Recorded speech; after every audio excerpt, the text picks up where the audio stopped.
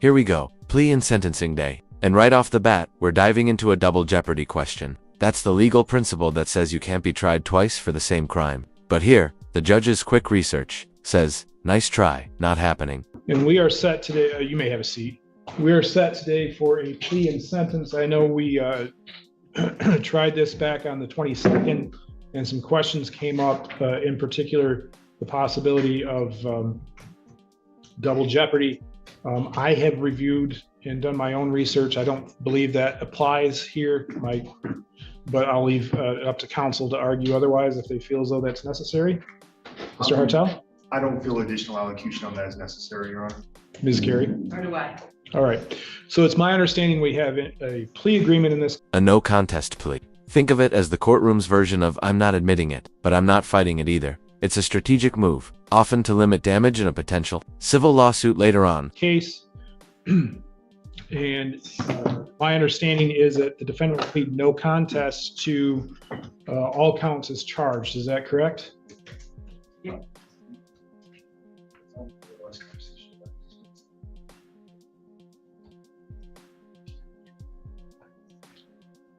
That would be the understanding. All right. Ms. Carey, I believe I returned your exhibit last time we were here. Actually, I think Mr. Carnes was covering you. Do you have that?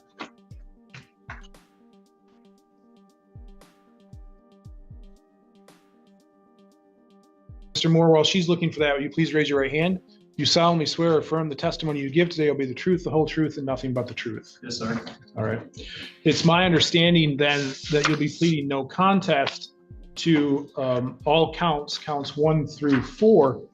Count number 1 being computers using a crime to commit an offense with a maximum imprisonment of 1 year or less. That is a 1-year misdemeanor and or a $5,000 fine, reimbursement to the government for expenses incurred, and consecutive sentencing may be imposed for the underlying conviction. In count number 2, you'll plead no contest to telecommunications malicious use. Regarding Ms. Carla Filkins, that is a 6-month misdemeanor and or a fine of $1,000. In count number 3, you'd plead no contest to telecommunications services malicious use. Regarding Marcus Pescia, that is a 6-month misdemeanor and or a fine of $1,000. And then in count number 4, it is alleged, or I'm sorry, you would plead no contest to telecommunications malicious use in regards to Renee Pescia.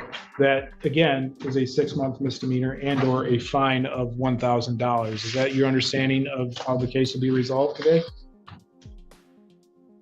If I may, Your Honor, just to reiterate, there's also the agreement that the other cases would not be pursued. Correct. Thank you for that.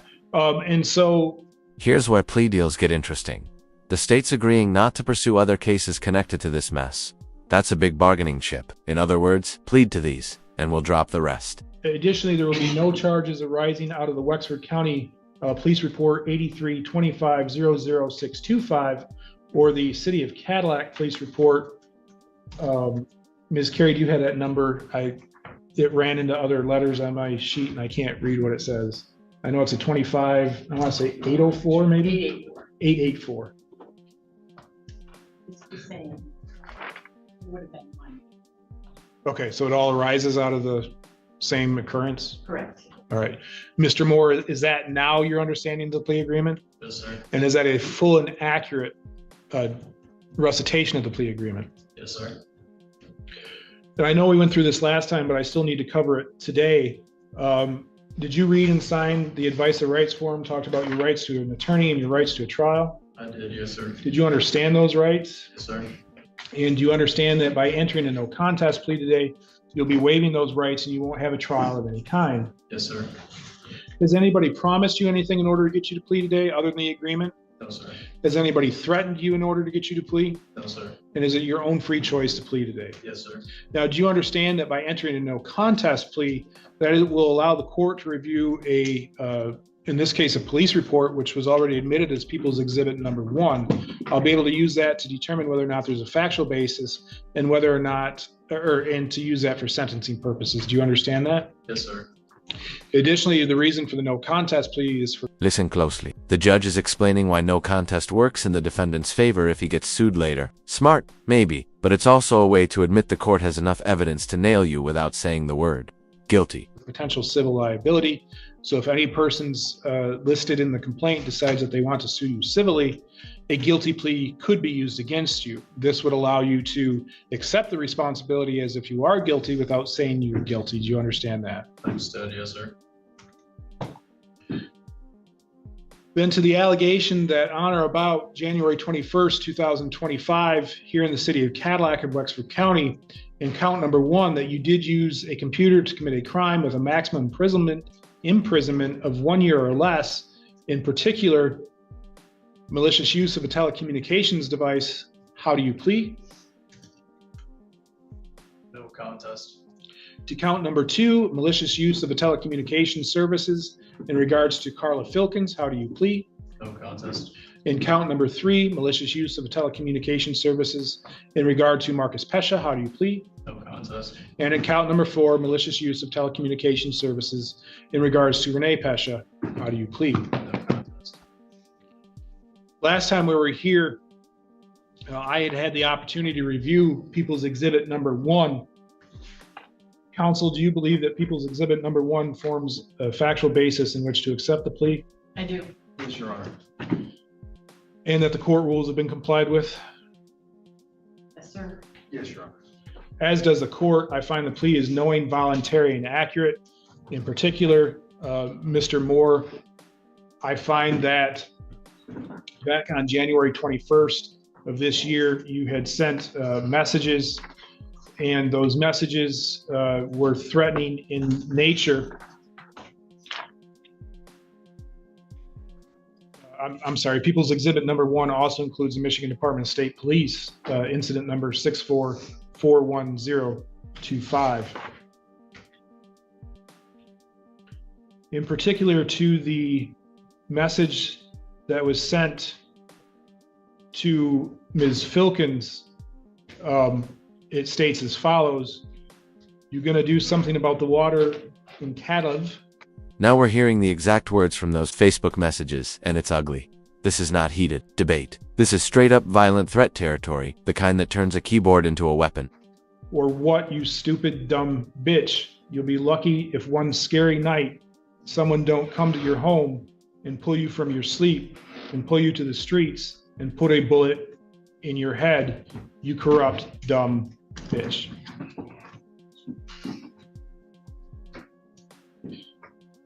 Additionally, there was a message sent to Mr. Pescia that says, "Just seen your wife reporting city council meetings on Facebook. You, sir, and your dumb little bitch of a wife should be pulled from your house while you sleep and a bullet put in your head. You're scumbag, corrupt loser, bitch, who should be shot dead in front of the whole community of Cadillac, just to show an example.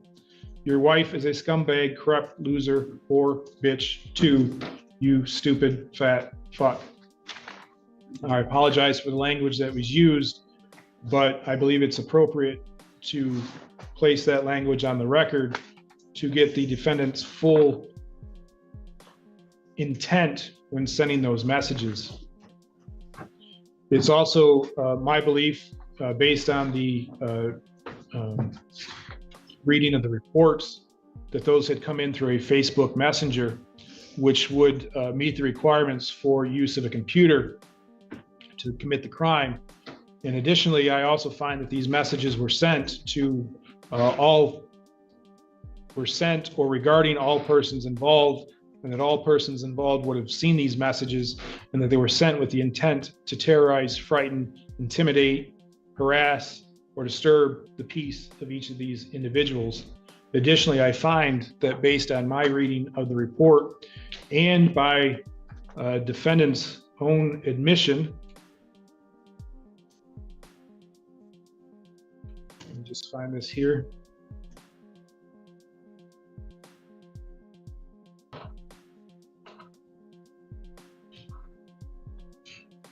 He also admits to sending the messages and classifies them as an emotional overreaction, but had no plan to follow through with the threats. While he had no plan to follow through with the threats, at least as he describes, I do find that based on recent case law arising out of the Michigan Court of Appeals and the Michigan Supreme Court, I believe that these messages do show the intent of sending the messages was to threaten, terrorize, harass these individuals, and that the defendant knew that when sending those messages, that is the effect that they would have. As such, Mr. Moore, I find you guilty in count number 1 of using a computer to commit a crime with a maximum imprisonment of 1 year, which is a telecommunications services malicious use. Count number 2, telecommunications services malicious use regarding Ms. Filkins. Count 3, telecommunications malicious use regarding Marcus Pescia. And count 4, telecommunications malicious use regarding Renee Pescia. I also find that the interests of justice are well served in allowing the defendant to enter a no contest plea, in that a guilty plea could be used against him in a potential civil liability case. I also find that the plea is knowing, voluntary, and accurate. Pursuant to the plea agreement, those additional cases will not be brought. Ms. Carey, are we able to sentence today? We are, and I have 2 of the victims here who would like to speak. All right.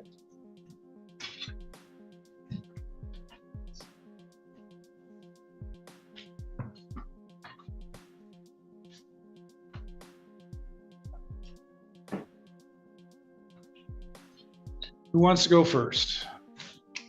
Mr. Pescia, could you just state your name for the record, please? Marcus Pescia. And what is it you would like the court to know?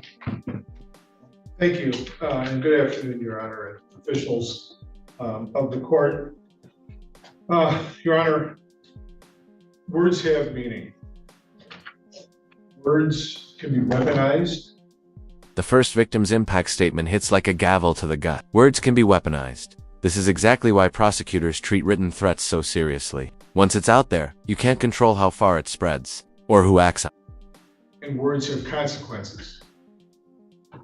You're here today because Mr. Moore read words on a social media platform posted by people that, in my opinion, was published to create an environment rife with chaos and mayhem, an environment to facilitate a crisis that does not exist by the malicious spreading of lies, misinformation, and attacks on my and my wife's character and credibility.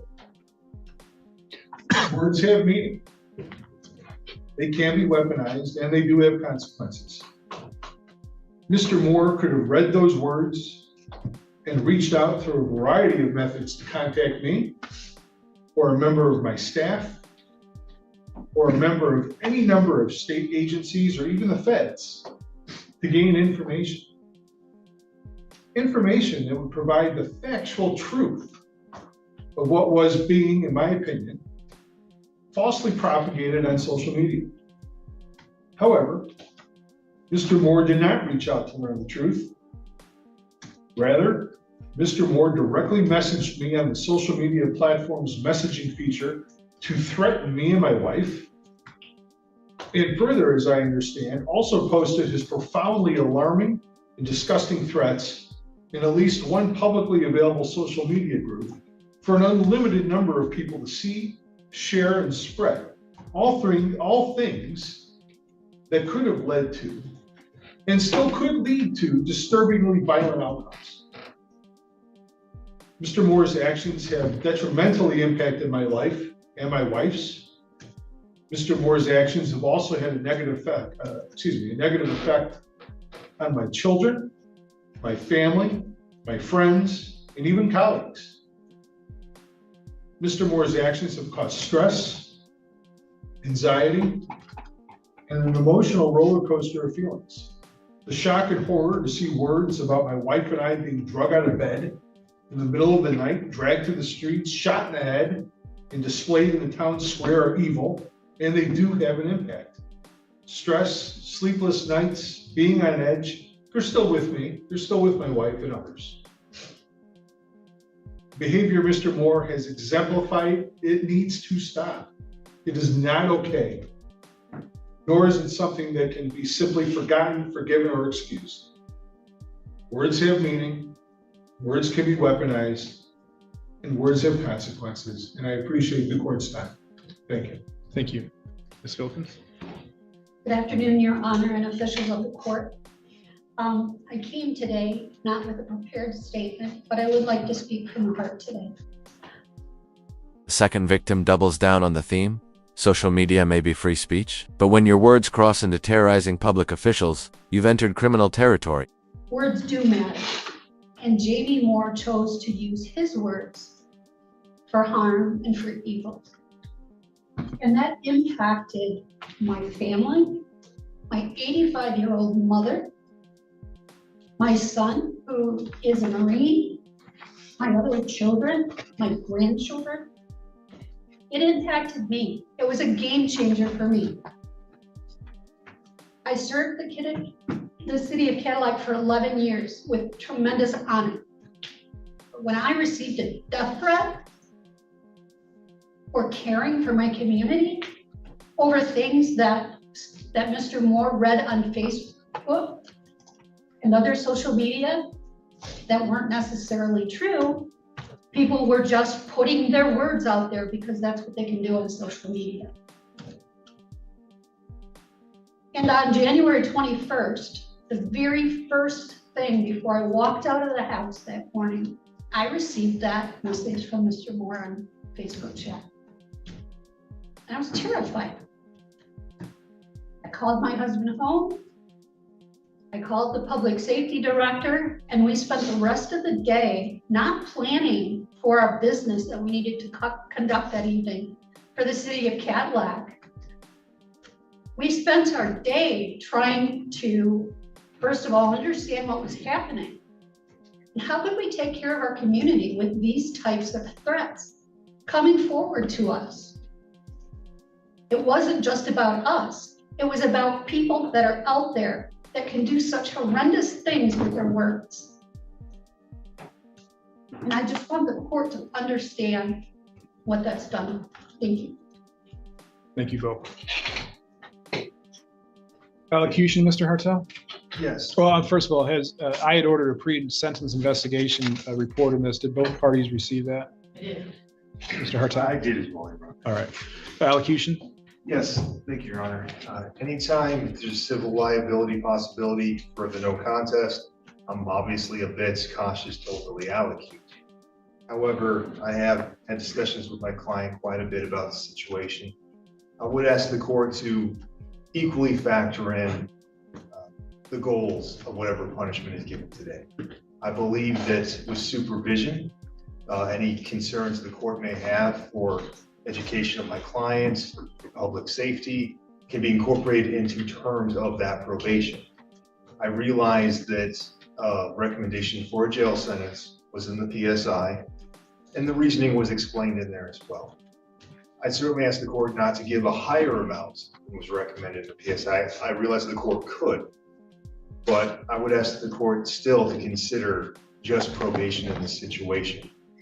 I believe my client has done well on bond. I know there was some concerns that the people had mentioned that were being dismissed as part of this plea. We have our own position on whether he was or was not guilty of those particular things. I'm glad they're dismissed. We don't have to worry about it. My point is, he's always come to court. He reported to the PSI on time. He's a hardworking individual. In fact, I'm very proud to be able to say this part because I was proud of him when I saw it. He came straight from work to that PSI interview. He lives in Roscommon. He was still wearing paint-covered pants and other clothing covered in work materials. He was a bit embarrassed. He didn't want to shake my hand. And I thank him for not getting me covered in paint, but he's that dedicated both to doing what the court needs him to do and providing for his family, being a hardworking, productive member of society. I have no idea if the underlying inflammatory situations were true or not. I know there were some statements about that as far as concerns in the community for what may have sparked the exchanges, but that's not what we're here for today. We're here because of the plea that was taken.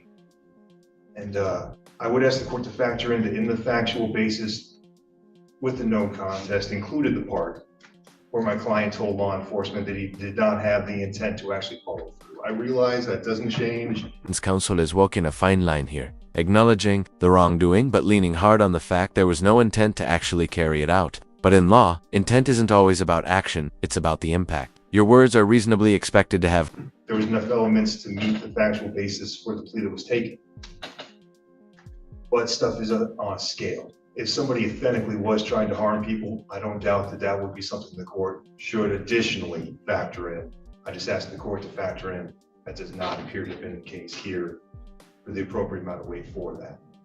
My client has made a written statement that he would like to say to the court when the time is appropriate. I went over it with him. I believe it's appropriate for him to say to the court. He does have family here for moral support. They have been supportive of him throughout these procedures. I don't doubt they would support him no matter what the court does for a punishment, but I know he wants to be there for his wife. He wants to continue to maintain that business. And he has a few other positives that he would like to say to the court. And again, I made sure that they don't destroy the purpose of the no contest. Thank you. Ms. Carey? He was authentically trying to harm, and he did. Mr. Pesha and Ms. Filkins were harmed by that. Their families were harmed by that. As they told me, the community was harmed by that. They had to have extra law enforcement that day, work overtime, and come into work to make sure that they were safe. The city council meeting was canceled, and they had to have extra law enforcement present at those meetings because of this. As Ms. Filkins said, this was a game changer for her.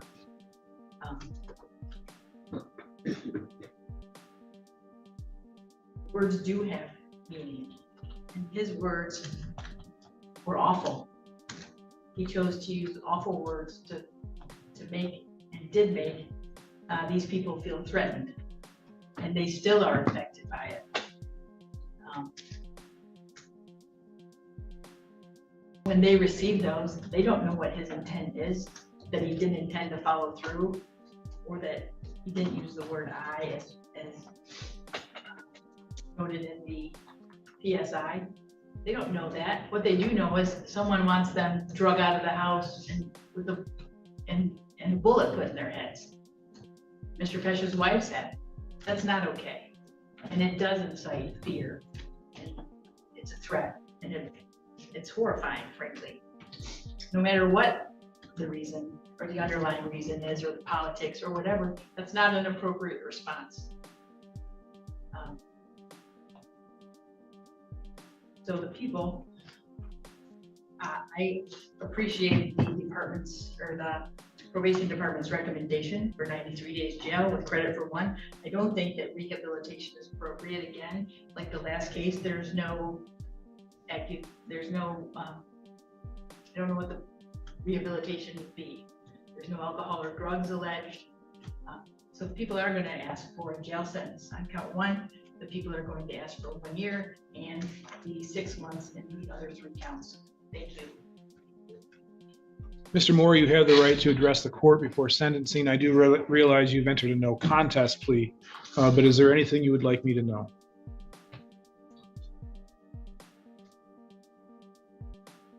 I would just like to make a statement to the prosecutor, if that's okay. Direct it to me though, but I mean, look at me while you're doing it, but you can make your statement. Yeah, you're right. I don't disagree. What I said was wrong. The position I'm in is absolutely ridiculous. It's uncalled for. There are no excuses.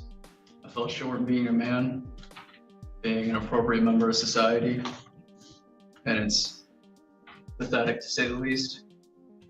Whatever sentence imposed here today will be met with peace and understanding.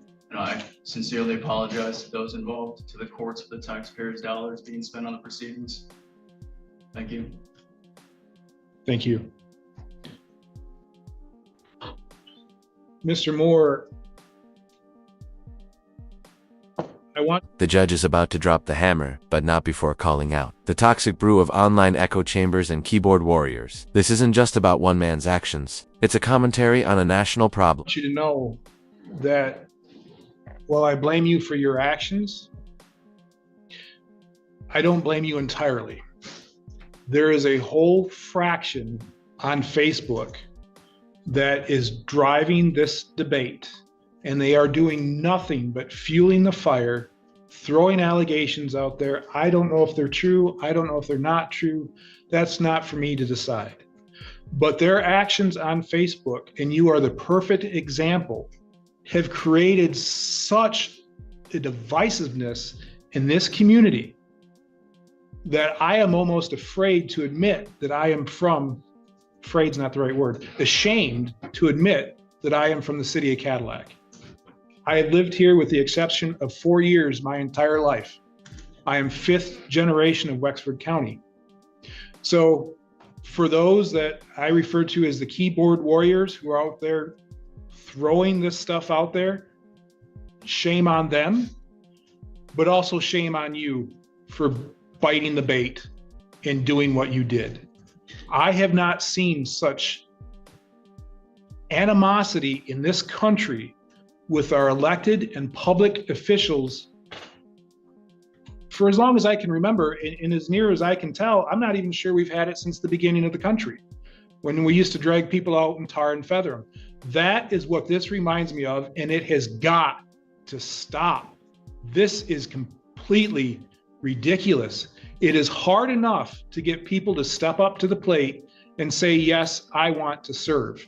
I have been in the position that the two people that spoke today have been in as far as receiving the threats. I've been in that position where I've had to explain to my kids, I'm sorry, you can't go someplace. Or if you go, you need to be on the lookout because some crazy person has decided they're going to post a threat. While I don't take my personal experiences into sentencing, I just want you to know that that is the impact that this is having. It is so easy for people on Facebook to just say what they want to say with absolutely no consequence. But unfortunately, or fortunately, depending on how you look at it, you have a consequence because you took it to the next level.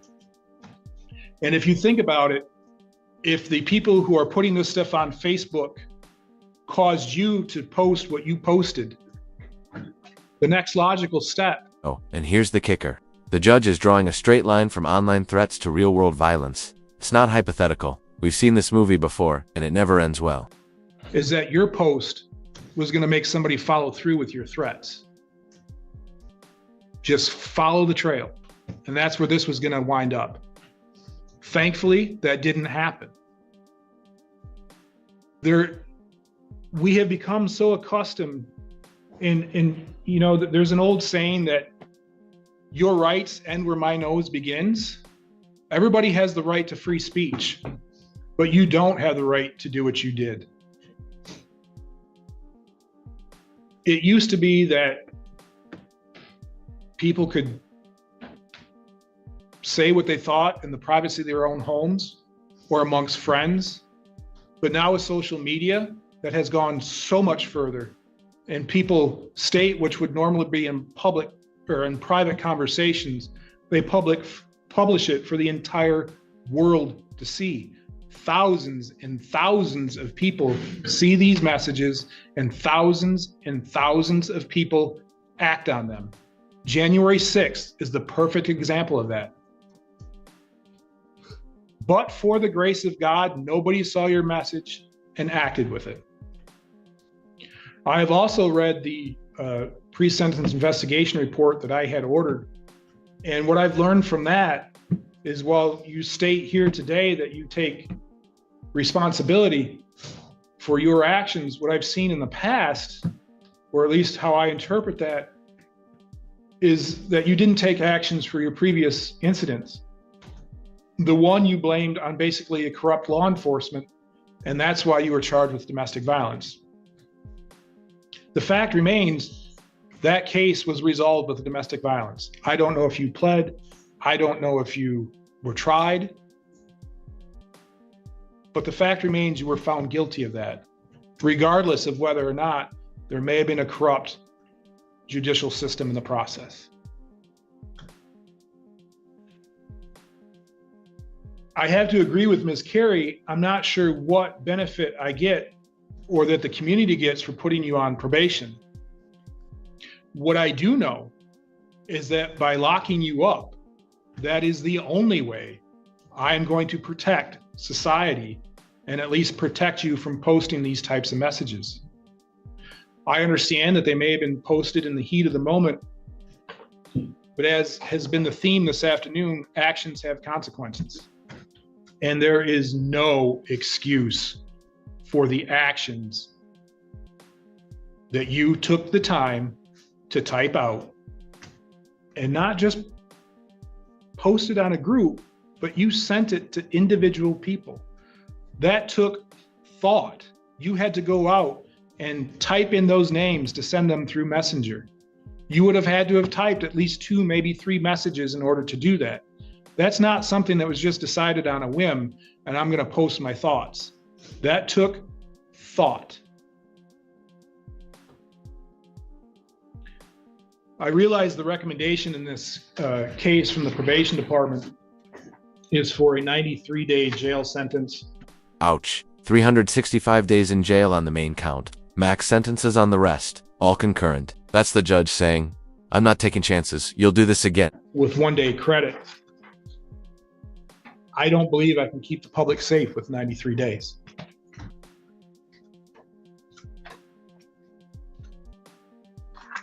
As such, I impose the following sentences. For count number 1, using a computer to commit a crime for a misdemeanor of 1 year or less, I sentence you to 365 days. In counts 2, 3, and 4, those have a maximum of 6 months. I sentence you to the maximum. Those are to run concurrent with each other. And on each of those sentences, you will receive 1-day credit. There is also a $75 crime victims' rights fee, a $50 state minimum fee, $150 fine,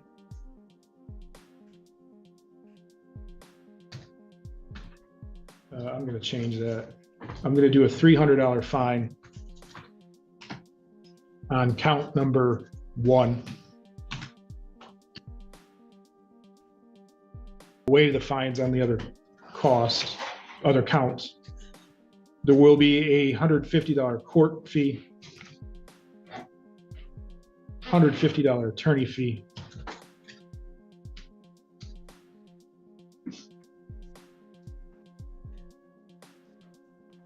the 365 and the 180 respectively with the 1-day credit.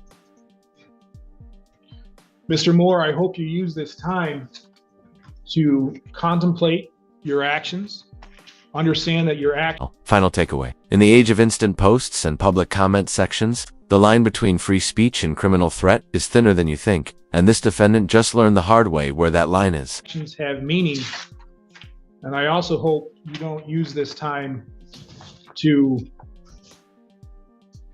fuel the fire, so to speak, and when you get out, go on a rampage. I'm not saying that you will. I just hope that you don't do that. Because jail hasn't been imposed, you have the right to appeal that decision. If you decide that you want to appeal that decision and cannot afford an attorney to assist you in that regard, you have 14 days to request the appointment of an attorney from the court. Additionally, any balance that remains unpaid for more than 56 days will have a 20% penalty assessed to that. Do you understand that? Yes, sir. Do you have any questions for me? No, sir. Ms. Carey, anything further? No, thank you. Mr. Hartel? No, thank you. All right, we are adjourned on that case.